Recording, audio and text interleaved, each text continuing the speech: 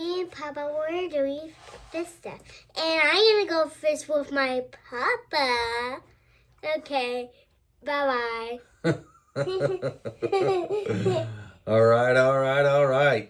Guru here. Yeah. This is Mitty Poo. And this is Papa. Yeah, she wants to do fish stuff with Papa. Yeah. Show him what you're making there, Mids. I'm Make making something. with these. Here, no, put it on the wire. Put it on the wire. Make something pretty. While Papa talks a little bit, okay? Stack a bunch of them. Oh, yeah, dude. Oh, that's a pretty one, too. I like that. How about this? I know, isn't that's cool. So I'm here with my granddaughter, Mids. And we're doing, what are we doing, Mids? Fish stuff. Fish stuff, that's right.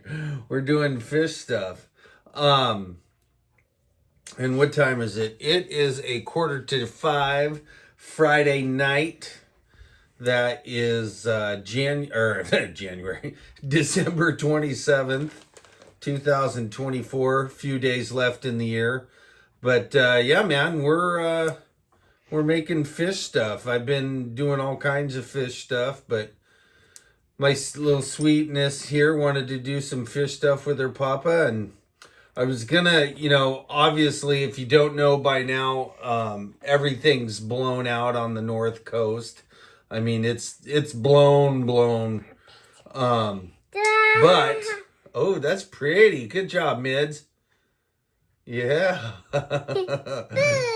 Yeah, boo. But I'm gonna give you guys some insight into Fish stuff. places. Yeah, fish stuff and fishing places. Yeah. First thing is, even when it's blown out like this, there are places to fish on the North Coast.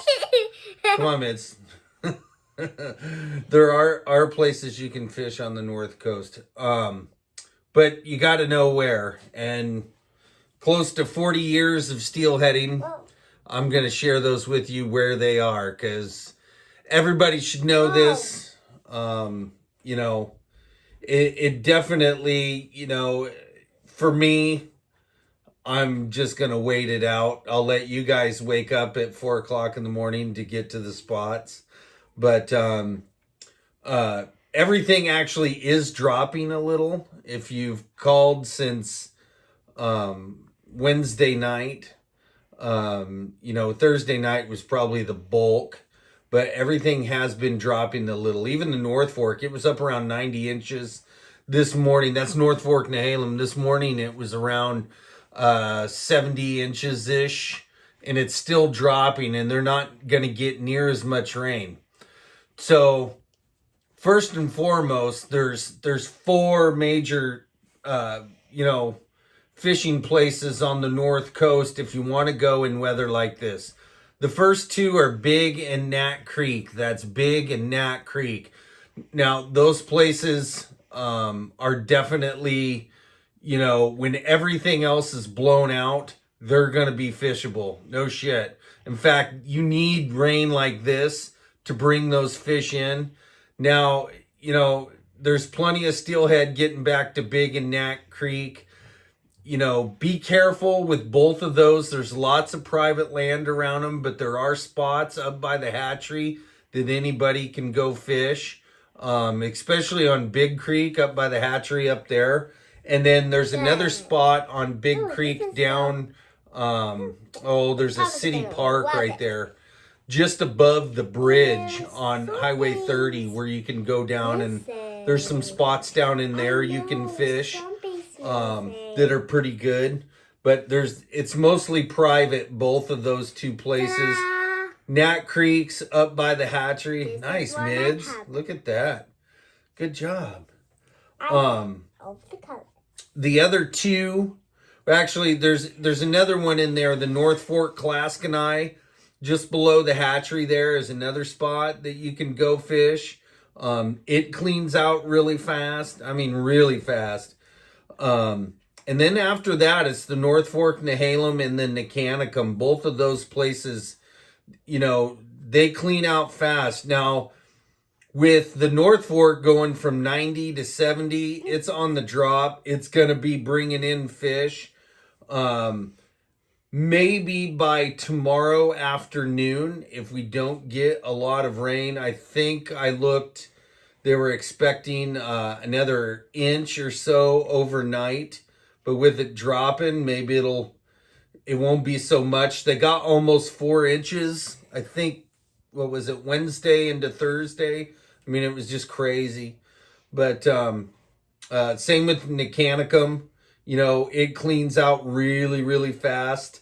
So all those, you know, those 4 main places along, actually I should say 5, along with the North Fork Claskeneye is another good option when everything is this high.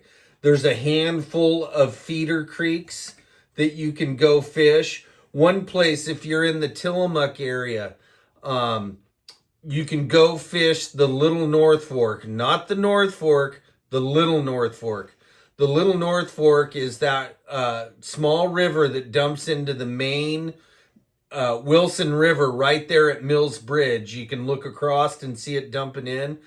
That opened up December 1st for hatchery steelhead. That place, Whoa. it's a place that can clean out real fast, and when the main Wilson's just muddy and nasty, that will be running clear. That's all public land up there. If you park right there at the yellow gate, right, you know, on the other side of Mills Bridge, there's a couple mobile homes right there. You can park at that yellow gate and walk back in there, and there's all kinds. That's all public land. It's all Tillamook State Forest, every bit of it. So you can walk for miles up in there and go fishing. And yes, it does get hatchery steelhead. I've caught them up in there, especially those first couple holes just out of the main Wilson. You can have a lot of fish that will just come in there to flush out their gills. You know, because steelhead, they don't like, you know, silty, muddy, nasty water. They try to seek out clean water, and they will, because they don't, you know, like salmon too, they don't like stuff in their gills, which usually comes from when you have a high water event. But I got my little helper here. What else are you making? Oh, nothing. Okay. Hey, be careful with that hook. That hook, a blue hook. It's sharp. Be careful with it, okay? You know what I'm saying? What are we doing right now, Mids? Fish stuff. Fish stuff. Can't fit. I can't do it. It's okay, little Chad. Be careful with that hook. That's a sharp one. That's all right. Put it in your wire. Here, do a red and blue one for Pop. Actually, no, do a red and pink. That's one of my favorite patterns. But I don't want. But there's no buts in fishing. There you go. Here, I'll start. Do this orange one and then do a red one like this. There, just like that. This. See, isn't that a great pattern? Boring. It's not boring. But anyways, there are places to fish, high water. The other thing you can do is like the last Where's Guru video I did over on the John Day. Head east. You know, those rivers don't get blown out when all ours get blown out. They're still catching double red side steelhead up on the Deschutes and the John Day right now. If you're looking to get away from people, that's 2 places you can do it, and there's hardly anyone fishing up there right now. In fact, when I was at the John Day that last time at McDonald's Ferry, I saw one fisherman. Now there was, I think 4 or 5 trucks with drift boat trailers, but in that video, but you know, I mean, you're talking a massive stretch of river and not very many people. And I seen one bank fisherman for miles of BLM land that you can go fish. Both those systems, have steelhead in them right now, and those fish are just waiting to be caught by somebody. So if you're one of these guys that says you can't get away from it, that every river's crowded, that's just an absolute lie, and that's an excuse. That's an excuse not to go fishing. Because those two systems, a lot of those systems over there, if you really want to get away from it, go over and fish the Grand Ronde. I mean, that's getting away from it. There's hardly anybody over there fishing right now. Of course, the Clearwater gets the most of the traffic over on there because they have the most of the steelhead. But, a lot of fish go up the Grand Ronde. Oh, that's pretty, Mids. So, you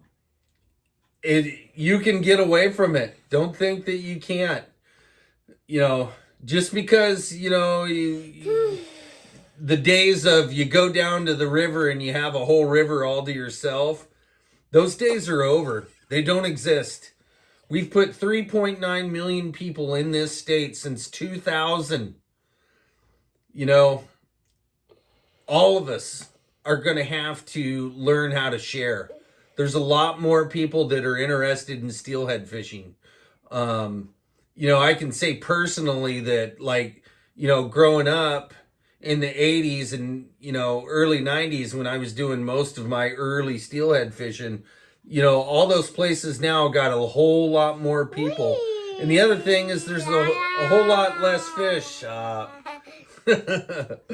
There's a whole lot less fish. The state of Oregon just put, they've gone to all broodstock program. Rivers where we had 75,000, 100,000 smolts, even 50,000 smolts. Dude, because they get paid by the federal government, because they get paid by the federal government, the state of Oregon says, no, we can't do 50,000 smolts. We got to do 15,000. Yeah? We're all done fishing. You're all done fishing stuff? Yeah. Okay, come here. You need a hug? I'm tired. Oh, tired. Oh, it's okay. Here, you can go out. There you go. Thanks. You're welcome. Come back in if you want to do fishing stuff. Okay. Okay. The next generation. The state of Oregon, getting back to it, they don't even tell you how many smolts that they put in anymore because they don't want anybody to know. Just like they don't want anybody to know that, every year they do less and less fish out of the hatcheries. Now, we pay for those hatcheries to run at full capacity. Our money. We pay for that. But they don't run at full capacity because they know they can go to the feds and say, hey, we only had this many fish come back. We need more money from you to do salmon and steelhead habitat restoration. To be honest with you, maybe 1% goes for that. Most of that money goes into the general fund to pay for PERS, the Public Employee Retirement System.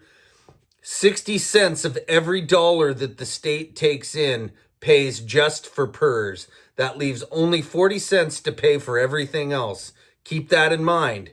So, we need to work together as fishermen. This is why I want to privatize hatcheries to take it to the next level. If we privatize hatcheries, then we can put as many smolts in as we want to. We don't even have to worry about the state. The state's not involved.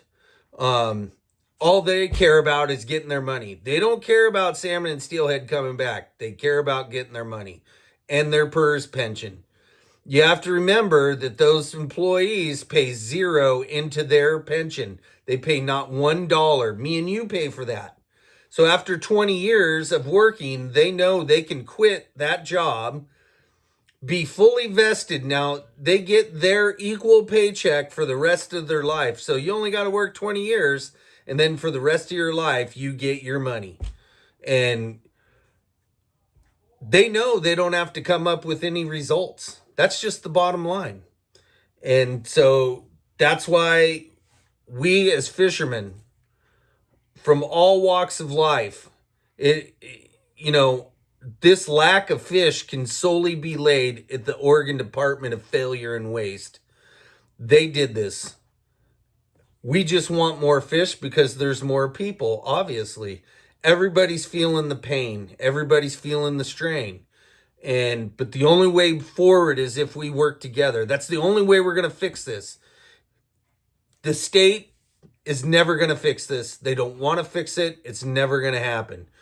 We have to, hopefully, with this incoming administration, we can get some things done to where we can just start dumping salmon and steelhead smolts at will into the streams. I've talked about this before, starting your own hatchery with the fish, the hatchery fish that you caught. You can do this. It's not that hard. It's easy to raise fish, especially for you guys out there that watch this that live along a river or a creek. Man, it is so easy. You catch your hatchery buck, your hatchery hen, keep them alive. Don't kill them. Start your own hatchery, man. You can do this. It's not that hard. That being said, those 4-5 major areas on the North Coast that you can go fish during this high water. It's looking like, to me, looking at the radar forecast, that we're going to get a break probably about noon tomorrow. So if I was looking to go fishing tomorrow, I'm actually going bird hunting because everything's blown out and I don't have much time left to take the dogs out to go bird hunting, about another month. Tomorrow afternoon into Sunday look like the better days. And that's the other thing. When you guys are watching the weather, don't just watch, precip totals, forecast, your basic forecast. What you want to do is watch the Doppler radar. We are very blessed here in Oregon. Here on the North Coast, we have 3 Dopplers that all come together and give us very, very accurate radar scans of the weather, the incoming weather too, that we're going to be expecting.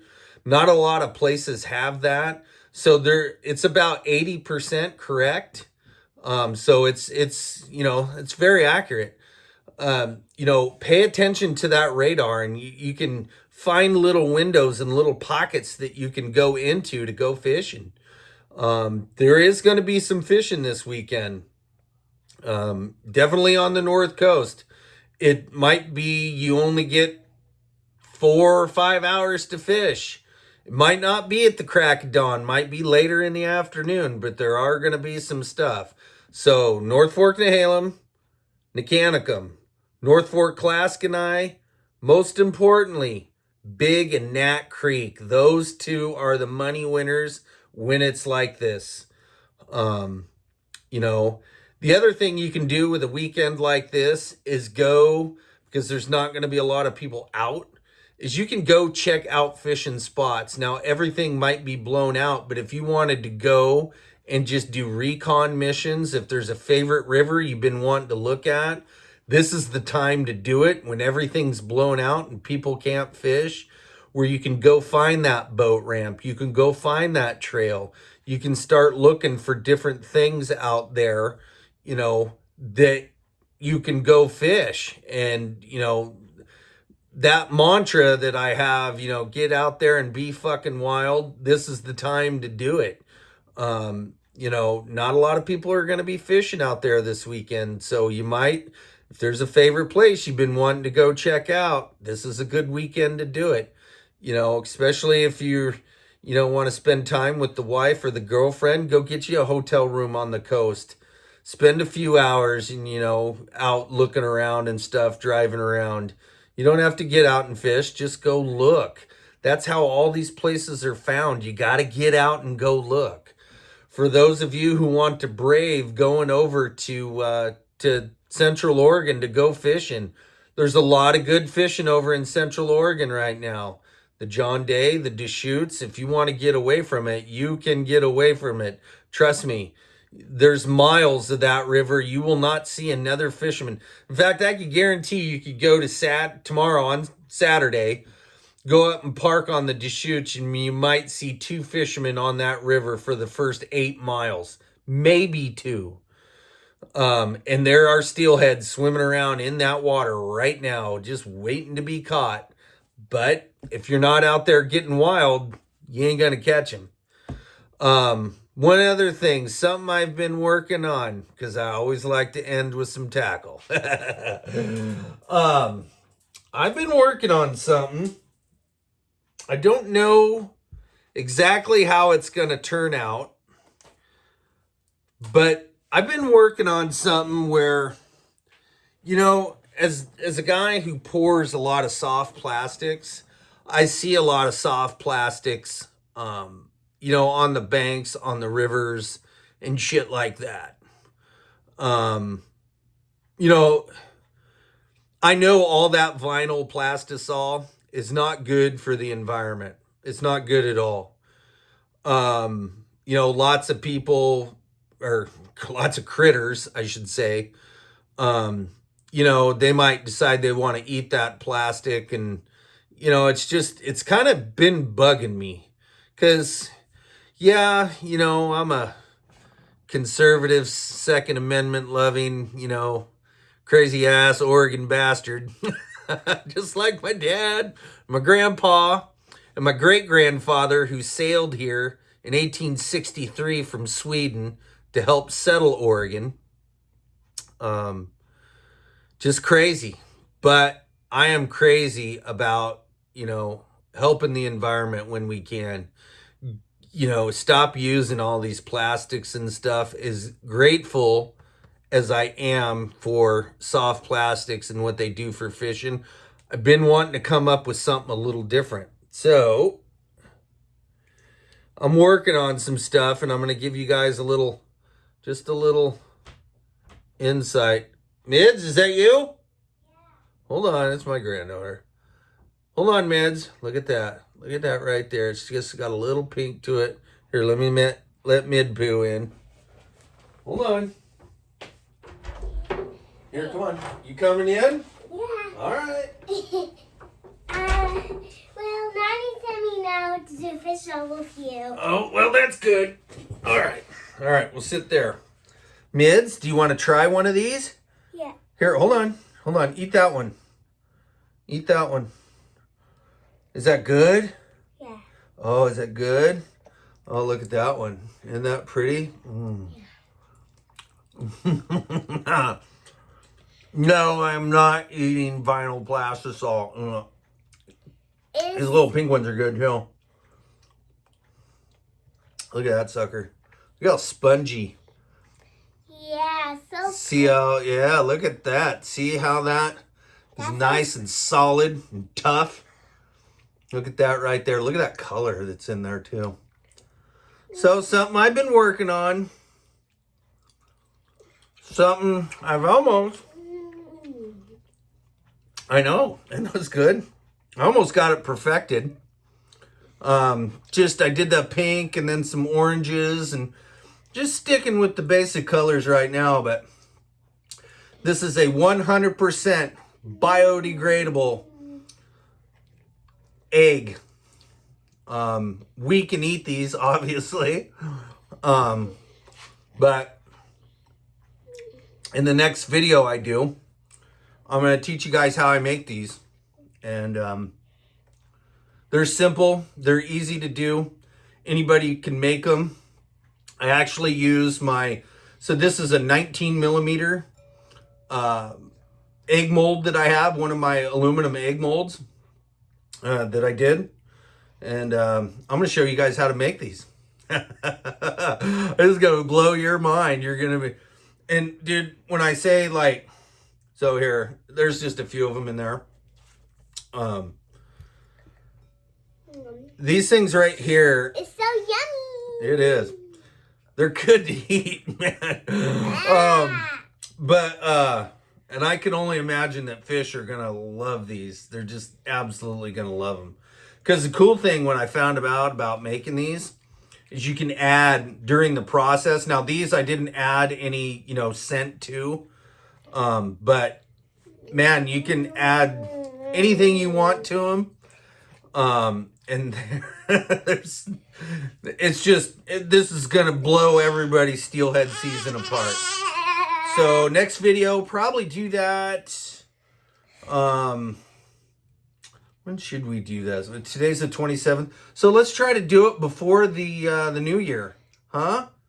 That way we get, 4 months, the next 4 months of steelhead season, where everybody's using their own eggs that they make. With these bad boys too, we don't ever have to worry about getting anything in the environment that's bad. And they hold up just like a regular egg. The only difference between these and a regular egg is these are neutral buoyancy. They don't float, but either do real eggs. They don't float either. But man, this is going to turn the industry upside down. So next video, probably before the new year, I'll show you guys how to make these and the whole process into it. And yeah, man. I wish that pink would show up a little better. It almost looks like it's clear, but it's actually a light pink. I need to make it a little darker. I'll have a little darker, maybe a flow pink by the time we do this. But that being said, thanks for the positive comments. And thanks to all my haters. I love you too. Despite the fact that you want everything to yourself, eventually I'm going to turn you. You're going to see that if we're going to make this journey, we got to make it together. We can't make it apart. And but tight lines, shoot straight. God bless. Get the fuck out there and be wild. What do we say, Mids? Say guru out. Guru out. Say it again. Guru out. Later.